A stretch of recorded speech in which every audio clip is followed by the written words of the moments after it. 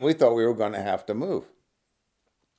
So we got permission to sublet our house, and we got it all cleaned up, and there are people coming and going. And Gail had just given me my first laptop, which I really enjoyed because I've been dealing with these massive towers, and things, So I sat out in the living room on the couch, and I said, well, waiting for people to come by. I said, well, I've got to entertain myself.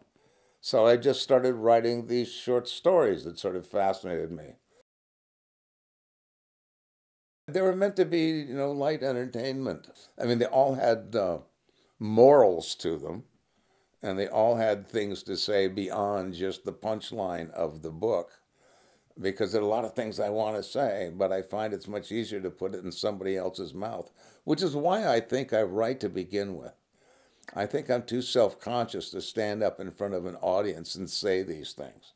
So I write them out, and knowing that I'm out of the room and they can't throw anything.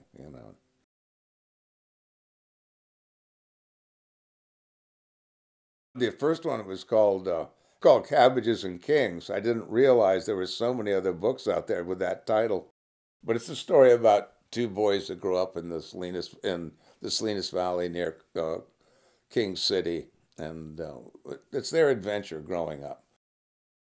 The second story I wrote was about a really bad news lawyer, Mrs. Pengali and the Pirate. The Zulu Princess is about a man whose fantasy is to go sailing around the world. It's every man's dream.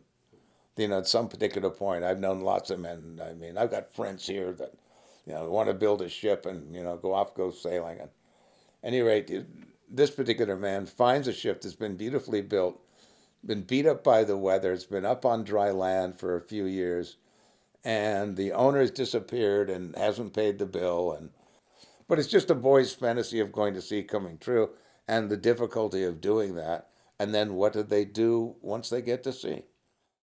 And then the fourth one, which I think will probably be coming out after January, is Dinner with the Dead, which is my Lady Yi character, now turned, now turned, I wouldn't call her detective. She's not a detective, but she solves these problems, and but she never wants credit for them.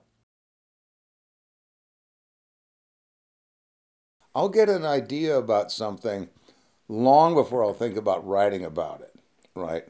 And I'll daydream about it and I'll think about it, and because sometimes some of the stuff you come up with is just trash, it's not worth the time to spend writing it down. And you realize that if you go over it again and again and again in your mind.